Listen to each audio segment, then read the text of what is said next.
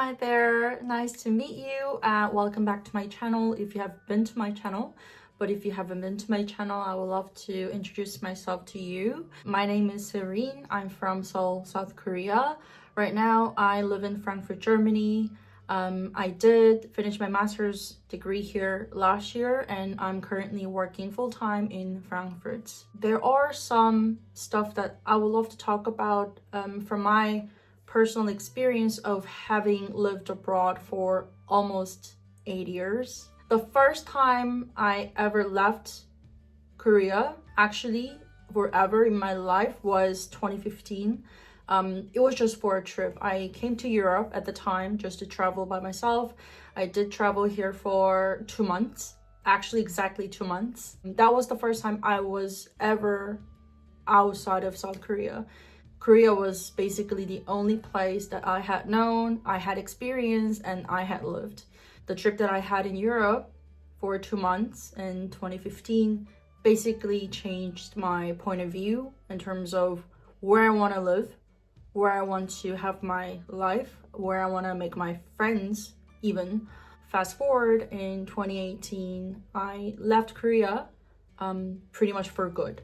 I went to Spain, I worked there, lived there for a few months. After that, I had to come back to South Korea for some time, but then I always wanted to leave. I always wanted to go somewhere else. And then I kept doing so. After Spain, I did live in a few different countries. I lived in Scotland for some time. I also lived in Cambodia for almost 3 years, and then now I live in Germany. It's been over 3 years. I can't really say for how long I'll be here, but so far I'm pretty happy with what I have in Germany, my experiences here, the friends that I have here, pretty much everything. Of course, there are always ups and downs in terms of, my emotional stress as well. It's not always rosy. It's not always very positive. There are, like I said, ups and downs. When you live abroad, that was very much of a long prologue, but the thing that I really wanted to talk about is what you can learn from living abroad. A lot of people would imagine about living abroad, living in a different city, living in a different country that have never been before. You don't really know the language, you don't really have any friends there, everything is new, right? And it's very easy to start fantasizing about what life can be abroad. For example, different kinds of food, different kind of language that you have to learn, or different nature, different sceneries. Everything can be really in your fantasy world in terms of living abroad. But it is not always like that. Sometimes you have to experience some difficulties that you never really imagined. There's always going to be racism problem, gender problems are always gonna be there. It doesn't really matter where you live. Germany is not perfect either. I do have a few friends from Scandinavia. Even Scandinavia is not perfect. You are always going to have those issues. It is not always rosy, it's not always perfect. You're always going to experience something that you never really expected or you never anticipated. But that's also a part of it.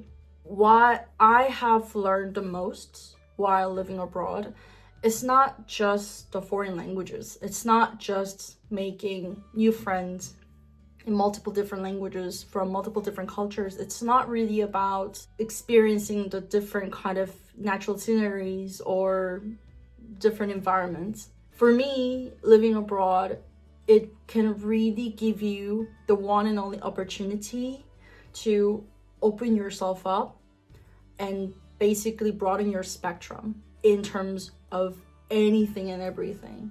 It would be about ethnicity, it can be about race, it can be about sex, it can be about gender, it can be about politics, it can be about anything and everything that you can get this opportunity to open yourself up and actually learn something that you've never ever imagined that you were going to learn. For example, I'm from South Korea. In Korea, gender problem can be also a tough thing, especially about LGBTQ society. It is still not an open society where you can openly talk about your gender, openly talk about your sexual integrity. It's really not there yet. I hope South Korea can reach to that point where you can, anyone, not just you, but anyone can openly talk about their sexual identity, their gender. But unfortunately, it is not there yet. I didn't even think that that was a problem in the past. It didn't even occur to me that somebody who has a different sexual identity from my sexual identity can have an issue living in Korea, because I'm a straight woman. It never occurred to me, never once. I started living abroad. I started meeting all different kinds of walks of lives with different cultural issues from their own countries. I never really thought about it when I lived in Korea. I never even had an opportunity to think about it because it was just not there. Had I ever never left South Korea and I just lived there, I don't think I would have been able to learn those. For that, I'm really, really, really glad and happy that I decided to leave South Korea so I can open my spectrums, broaden my perspectives, and basically allow myself to be more accepting to the things that I never thought I would be accepting in life. Another experience that I can really, actually talk about as an example is racism. I had never, ever thought about racism ever in my life because I'm Korean. I was born in Korea. I was raised in Korea. Majority of the society, majority of the population looks similar to me. I was never the different one. I was never the black sheep. And I never really had a chance to think about what kind of life that would be having in Korea as a foreigner with different skin color, especially with a darker skin color. And then I left Korea. I started seeing people with my own skin color being called something else that they never really thought they would be called to or referred to. All those racist slurs, all those racist phrases that you can't even imagine, you couldn't have imagined. Yeah, for sure, those experiences in terms of racism can be very difficult, can be really hurting as well. But when I started experiencing those myself, that's when I really started looking back.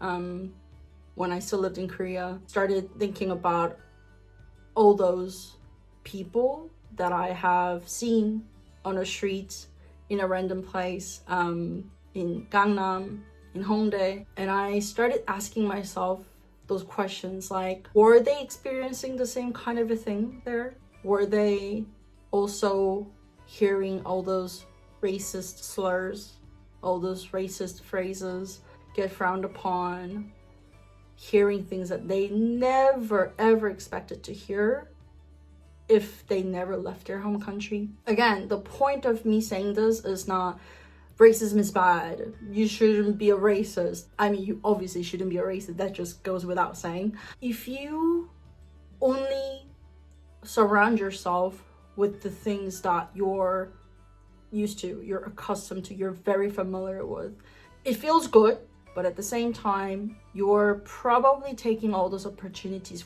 away from you. Those opportunities that could have taught you how to push your boundaries, how to open yourself to accept things that you never thought you would be accepting. Broaden your horizon in terms of how far you can go and how much of an experience that you can actually experience.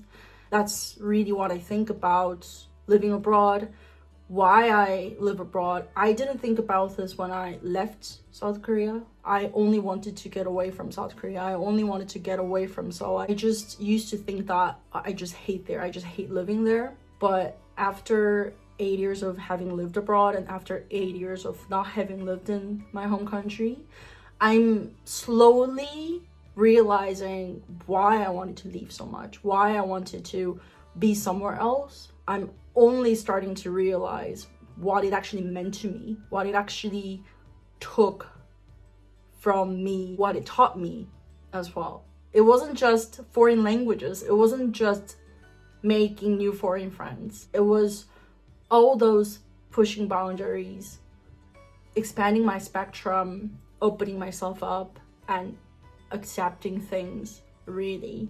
If you have already lived abroad like myself for some time being, I think this question can be something insightful or enlightening for you.